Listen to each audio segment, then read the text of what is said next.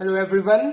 Last video के अंदर हमने ट्रांसफॉर्मर के बारे में डिस्कशन की थी, लेकिन आज उसकी एक एग्जांपल के थ्रू आपको प्रैक्टिकल लाइफ सिनारियो बताने जा रहा हूं। और ये क्वेश्चन बोर्ड के लिए भी बहुत इंपॉर्टेंट है और कंपटीशन के लिए भी।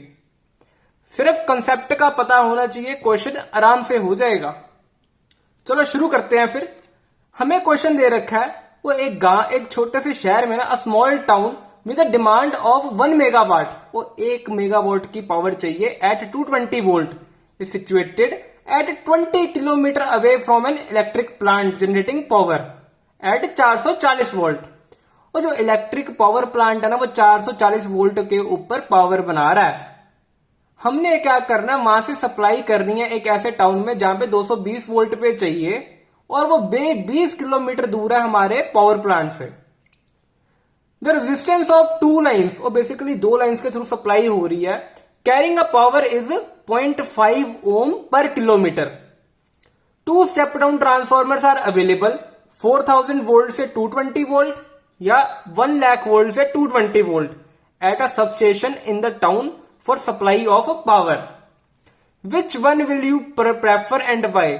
ओ भाई, ये आपके ऊपर अब क्वेश्चन आ गया। आपने क्वेश्चन समझ आना बहुत जरूरी है। वो क्वेश्चन कह रहा है, ये पावर प्लांट से हमको सप्लाई करनी है हमारे टाउन के अंदर, और हमें पावर कितनी चाहिए? 1 मेगावाट। वो कहते हैं हमारे पास 2 तरह के स्टेप डाउन ट्रांसफॉर्मर है। एक है जो 4000 वोल्ट से 220 वोल्ट में कन्वर्ट कर दे, एक है जो 1 लाख वोल्ट से 220 वोल्ट में कन्वर्ट कर दे वोल्टेज को। तो वैसे तो मैं आपको बता चुका हूं, जिस ट्रांसफॉर्मर के अंदर जिस ट्रांसफॉर्मर के अंदर ज्यादा वोल्टेज होगी ना, उसके अंदर करंट कम होगा, और बेसिकली करंट कम होने की वजह से I2R लॉसेस कम हो जाएंगे। इसकी क्वालिटेटिव एक्सप्लेनेशन ये है। हम क्या करते हैं, वो पावर प्लांट से ना 440 वोल्ट के ऊपर पावर, जो हमारी वोल्टेज है 440 वोल्ट से स्टेप अप करके एक बार 4000 वोल्ट पे कन्वर्ट कर देते हैं, एक बार 1 लाख वोल्ट पे। उसके बाद I2R लॉसेस निकाल के चेक कर लेते हैं कि जो हमने बोला वो ठीक है कि नहीं है। चलो शुरू करते हैं। शुरुआत में पहले टोटल रेजिस्टेंस निकाल लो। हमारे पास वेरिएबल इकट्ठे करो। जो टोटल रेजिस्टेंस है इन 2 वायर की कितनी आनी चाहिए? वो भाई 20 किलोमीटर का डिस्टेंस है, 0.5 ओम पर किलोमीटर की रेजिस्टेंस है। ठीक है, तो 2 वायर करके इंटू 2 करके टोटल रेजिस्टेंस निकालो, शायद 20 ओम आ जाए। अब आपने क्या करना है, हम पहले वो ट्रांसफॉर्मर कंसीडर कर लेते हैं जिसको स्टेप अप हमने 440 वोल्ट से 4000 वोल्ट पे किया है।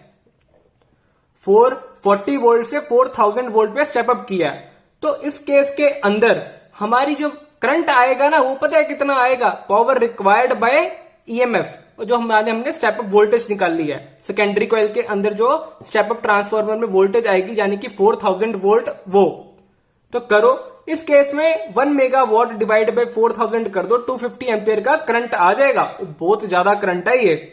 अब अगर लाइन पावर के अंदर मैं लॉस निकाल लूं, इसको करो IV2R, हीट लॉस का फॉर्मूला लगाओ, वैल्यू आएगी 1250 किलोवाट। ओ भाई, बहुत ही बकवास काम हो गया। हमें 1000 किलोवाट टाउन में देना था, लेकिन 1250 किलोवाट तो वैसे ही हमारा लॉस हो रहा है। वैसे तो कोई फायदा नहीं है इस तरह की सप्लाई का। चलो फिर भी अगर ये 1250 किलोवाट रास्ते में खराब हो ही जाना है, तो इसके लिए एसेंशियल पावर कितनी चाहिए होगी? और दोनों को ऐड कर दो, 1250 प्लस 1000 कितना हो जाएगा? 2250 किलोवाट, 2250 किलोवाट। और इस पर्टिकुलर वायर्स के अक्रॉस पोटेंशियल ड्रॉप कितना हो जाएगा? और 250 into resistance of the wires कर दो, कितनी आ जाएगी? इंटू 20 करके 5000 वोल्ट। ये देख लो, 5000 वोल्ट का तो ड्रॉप ही हो जाना है। तो वोल्टेज फॉर ट्रांसमिशन, जो वोल्टेज हमको एक्चुअली चाहिए होगी ना यहाँ पे, ताकि हमारी प्रॉपर ट्रांसमिशन हो सके, कितनी चाहिए होगी? 4000 वोल्ट तो यहां से यहां तक 1 मेगावाट पहुंचाने में लगी, प्लस 5000 वोल्ट इसके क्रॉस ड्रॉप पे लगी, तो टोटल कितनी होगी? 9000 volt. Therefore power is generated at 440 volt. Step up transformer की वैल्यू क्या होगी? 440 से 9000 वोल्ट। और यहां से यहां पे ना एक्चुअल में हमें 440 से 4000 करना था, लेकिन पोटेंशियल ड्रॉप हो गया बिकॉज ऑफ रेजिस्टर, और रेजिस्टेंस करके कुछ पावर ड्रॉप होगी, जिस करके हमें इसको स्टेप अप पता कहां तक करना पड़ गया, 9000 वोल्ट तक। तो मैं उम्मीद करता हूं इतना पार्ट समझ आ गया होगा। आगे बात करते हैं इसकी पावर लॉस कितना हुआ होगा। पावर लॉस इन प्रोसेस पता है कितना हो गया, और जो हीट लॉस हुआ 1250 divide by total power into 100 कर दो, पावर एफिशिएंसी आ जाएगी, कितनी आ गई और कितना परसेंटेज लॉस हो गया, पावर कितने परसेंट पावर लॉस होगी, 55.5%। क्या फायदा ऐसे ट्रांसफार्मर का, क्या फायदा ऐसी सप्लाई का जिसके अंदर 55.5% लॉस हो जाए। अब मैं बात करता हूं दूसरे ट्रांसफार्मर की, जिसके अंदर मैं स्टेप अप पता है कहां पे कर रहा हूं, इसको इस पर्टिकुलर ट्रांसफार्मर में जो स्टेप अप कर रहा हूं वो 440 वोल्ट से 1 लाख वोल्ट तक कर रहा हूं। वो इसके अंदर अब निकालते हैं पावर, वो इसके अंदर अब निकाल लो करंट कितना आएगा, करंट निकाल ले, उसी मेथड वही लगना है हमें। इस बार करंट निकालेंगे 10⁶ जो टोटल पावर सप्लाई करनी है डिवाइड बाय 10⁵ जो हमने इस बार वोल्टेज लगाई है, कितना आ गया करंट, 10 एम्पियर। वो ये बहुत ही कम है उस पर्टिकुलर 250 एम्पियर के मुकाबले। तो लाइन पावर के अक्रॉस जो लॉस आएगा वो कितना आ जाएगा, I²R। वेरी गुड, I²R क्या आ जाएगा मेरे पास, टोटल लॉस। तो क्या आ जाएगा, वैल्यू डाल लो, यहां पे 2 किलोवाट आएगा। अगेन ये बहुत ही छोटी वैल्यू है एज कंपेयर टू 1 मेगावाट। ठीक है, असेंशियल प्लांट सप्लाई, वो एक्चुअल में प्लांट को सप्लाई कितनी करनी पड़ी होगी, 1002 kilowatt. Voltage drop on the line, वो लाइन के अक्रॉस, वो जो तो लाइन्स है उनके अक्रॉस ड्रॉप कितना हो जाएगा, IV इंटू R कर दो, 200 वोल्ट आ रहा है।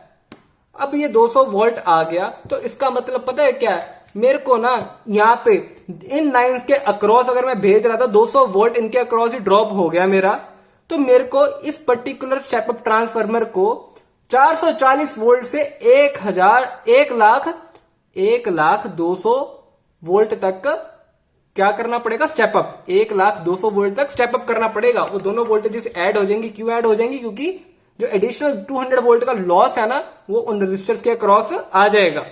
सो वोल्टेज फॉर ट्रांसमिशन कितनी हो जाएगी, 1,02,00,000 volt. Therefore we need a step up transformer for 440 volt to 1,02,000 volt.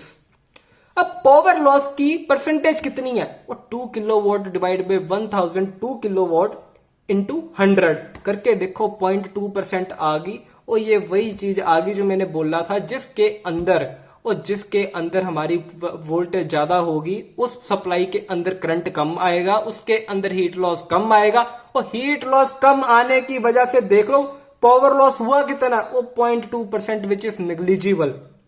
Therefore we shall prefer to use 1 lakh volt to 220 volt step down transformer at the sub station.